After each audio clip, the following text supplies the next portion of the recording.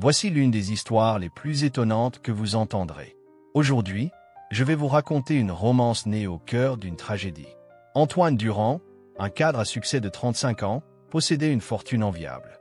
Il organisait des soirées somptueuses et des événements dans les clubs les plus huppés de la ville, réservés à la haute société. Avec sa présence imposante, sa silhouette athlétique et ses traits marquants, Antoine était admiré de tous, de ses employés à ses collègues. Bien qu'il fût l'idole de nombreuses femmes, son cœur appartenait déjà à Claire Martin, une belle mannequin et femme d'affaires accomplie. Ensemble, ils paraissaient sur les couvertures de magazines, incarnant le glamour et le romantisme. Mais tout bascula lorsqu'une maladie auto-immune commença à affecter la vie d'Antoine. Pour aggraver les choses, un grave accident détériora encore plus son état, et il fut diagnostiqué avec une sclérose latérale amyotrophique, une maladie qui paralyse progressivement les muscles et menaçait de lui ôter la vie. Le homme sûr de lui et plein de vitalité se transforma peu à peu en une ombre de lui-même. Voyant sa force et sa beauté s'effriter jour après jour, Claire jura de rester à ses côtés. Fidèle à sa promesse, elle prit en main la gestion de leur somptueuse demeure et le pressa de se marier au plus vite, affirmant que son amour était si profond qu'elle ne voulait pas être qu'une visiteuse dans sa vie, mais sa compagne permanente. Toutefois, les lourdes charges quotidiennes et les innombrables responsabilités poussèrent Claire à envisager d'engager quelqu'un pour s'occuper d'Antoine. La mère d'Antoine appuya l'idée, affirmant qu'un infirmier professionnel était indispensable car il était devenu renfermé et déprimé, allant même jusqu'à éviter de profiter du soleil. C'est alors que Sophie Dubois entra en scène. Jeune infirmière expérimentée dans le soin des patients en phase terminale, Sophie fut chargée de veiller sur Antoine. En arrivant dans le somptueux appartement, elle fut frappée par l'élégance des lieux et le raffinement du mobilier. Cependant, son arrivée ne fut pas accueillie avec chaleur par la mère d'Antoine, qui s'exclama « Vous êtes l'infirmière? Je crois qu'on s'est trompé de personne. Vous allez vous occuper de mon fils. » Calmement, Sophie répondit « Madame, j'ai déjà pris soin de nombreux patients en fin de vie. Je suis peut-être jeune, mais je suis forte et dévouée. Laissez-moi simplement faire sa connaissance. » La mère, ajustant son sac sur l'épaule, désigna la chambre et dit « Parlez à sa petite amie, j'ai des choses à régler. Attendez ici. » Elle descendit ici quelques instants. Sophie trouva étrange la froideur de cette femme, qui semblait ignorer la souffrance de son propre fils. Quelques minutes plus tard, Claire apparut, vêtue d'un élégant manteau de fourrure, et examina Sophie de la tête aux pieds. « Vous êtes l'infirmière » demanda-t-elle. « Oui, c'est bien moi » répondit Sophie. Sans masquer son désintérêt, Claire ordonna « Suivez-moi, je vais vous montrer où il se trouve. » Ensemble, elles entrèrent dans une chambre sombre et silencieuse. Soudain, le téléphone de Claire vibra, signalant un appel urgent. « Attendez une minute, je reviens » dit-elle en quittant la pièce, laissant Sophie seule jusqu'à ce qu'elle entende une voix rauque et faible. « Maman, c'est toi. » Avec précaution, Sophie s'approcha et déclara « Excusez-moi, je suis votre nouvelle aide-soignante. » Antoine soupira sans lever les yeux et murmura « Vous pouvez partir. Je ne veux pas qu'une femme s'occupe de moi si elle ne sait pas ce qu'elle fait. » Sophie laissa la lumière envahir la pièce, le regardant droit dans les yeux, dit fermement « Je suis professionnelle. Je suis là pour travailler et je ne partirai que si votre mère ou votre petite amie me l'ordonne. » Antoine tenta de se réinstaller dans son lit, mais poussa un gémissement de douleur. Sophie ajusta rapidement les oreillers pour le soulager. À cet instant, Claire revint en tout hâte disant « Chérie, je dois y aller. Elle s'occupera de toi. » Sans plus donner d'explication, Claire quitta la pièce, laissant Sophie seule avec Antoine. Déterminée à non seulement améliorer la santé d'Antoine, mais aussi à ranimer son esprit, Sophie déposa son sac et se mit au travail.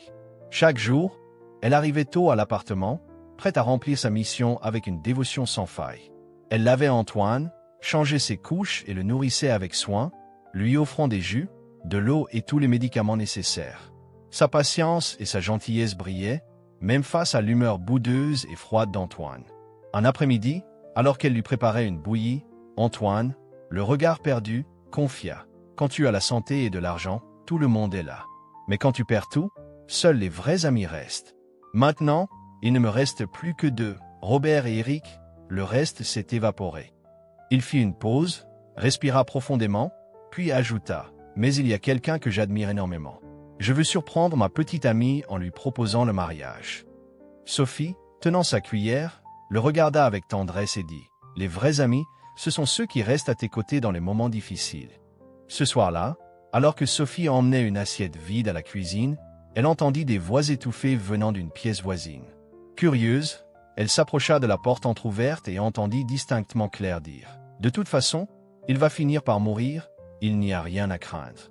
Je vais l'épouser, donner tout ce que j'ai, et ensuite nous serons ensemble. » Un homme, d'un ton sarcastique, répliqua « Comment peux-tu être avec quelqu'un comme lui ?»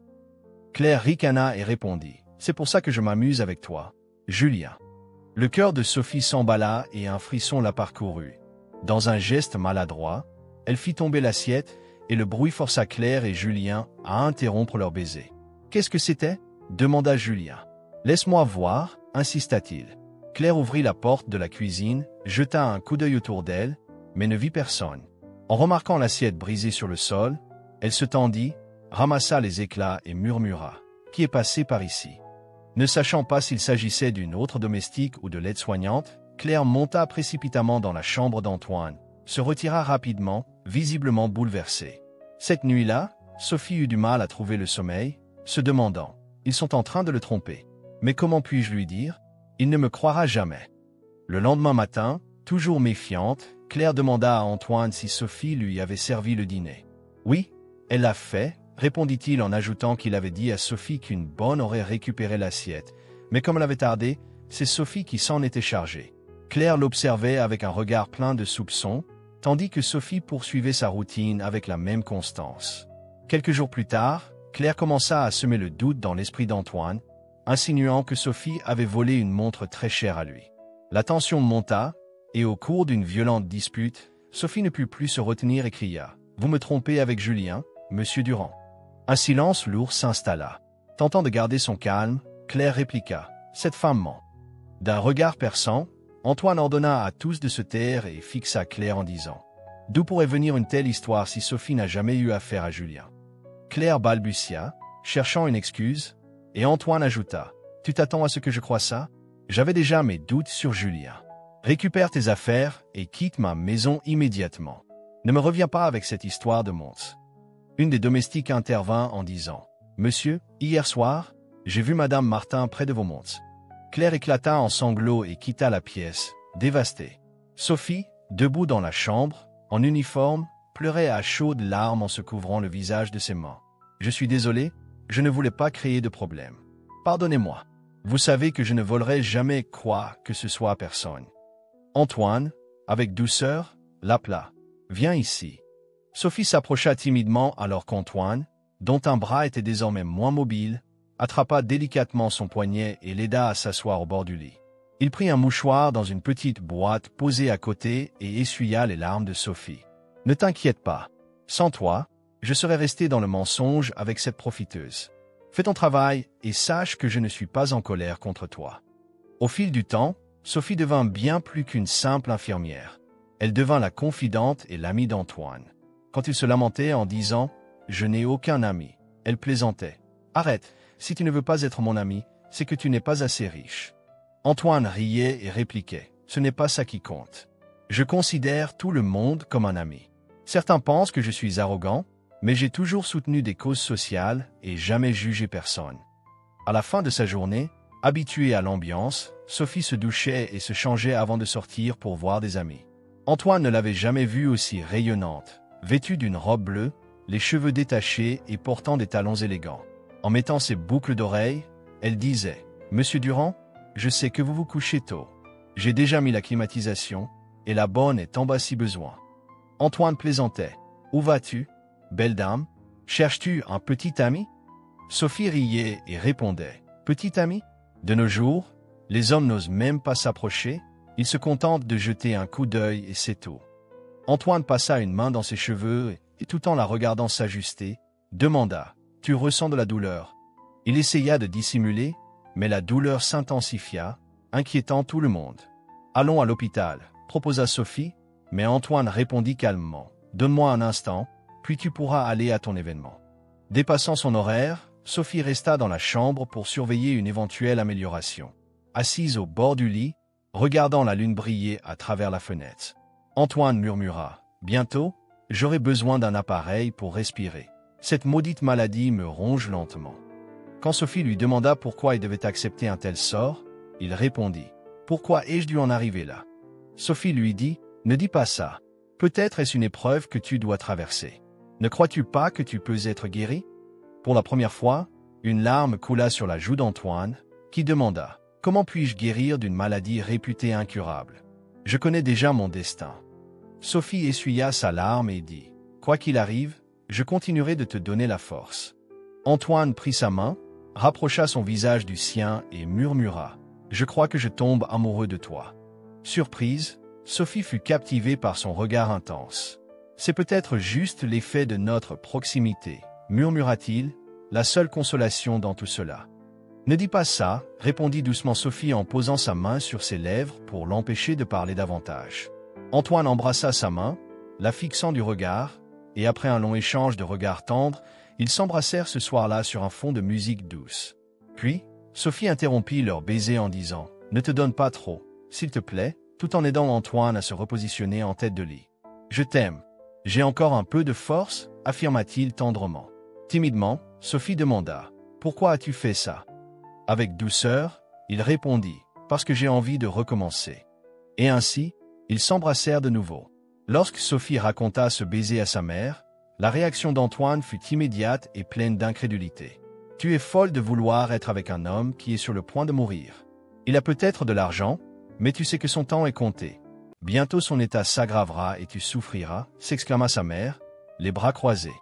Le cœur lourd, Sophie prit une grande inspiration et dit « Maman, personne ne comprend vraiment cet homme. Si je dois être avec lui, je le serai jusqu'au bout.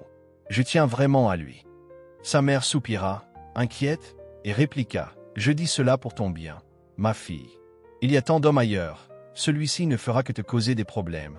Et un jour, il te brisera le cœur. » Avec détermination, Sophie leva les yeux et demanda « Alors tu ne soutiens pas notre amour ?» Sa mère détourna le regard et dit « Va chez toi et réfléchis bien. » « Je ne vais pas accepter cette idée absurde, » affirmait Sophie chaque matin en entrant dans la chambre d'Antoine avec un sourire éclatant, en allumant la radio et en dansant pour le faire rire. Malgré ses mouvements réduits, Antoine ne pouvait s'empêcher de sourire, charmé par la femme qui illuminait ses journées.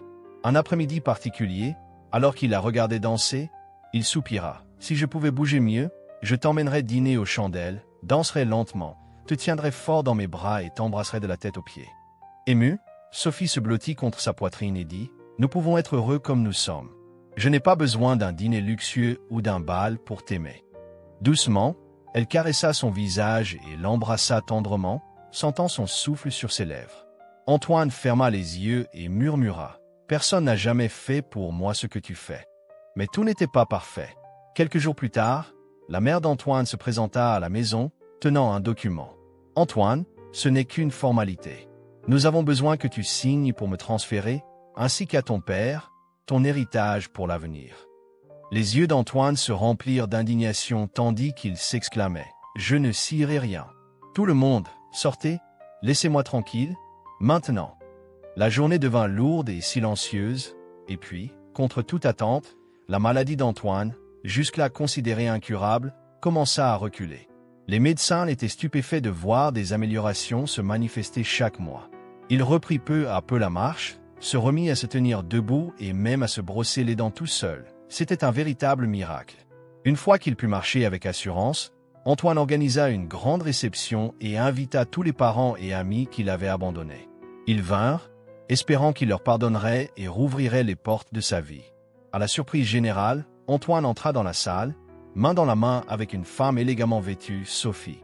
Il s'avança vers le micro, balaya la salle du regard et déclara d'une voix assurée. « Parfois, il faut traverser des épreuves pour trouver la bonne personne.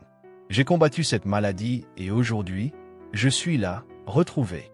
Je sais que c'est un miracle, mais plus encore, c'est grâce à quelqu'un qui a cru en moi quand personne d'autre ne le faisait. » Se tournant vers Sophie, les yeux brillants d'amour, il ajouta « Cette femme a fait pour moi ce que personne n'a jamais pu, et aujourd'hui, devant vous tous, je veux l'honorer. » Ignorant les regards étonnés et jaloux, Antoine s'agenouilla, sortit une petite boîte de sa poche et déclara « Sophie, veux-tu m'épouser ?»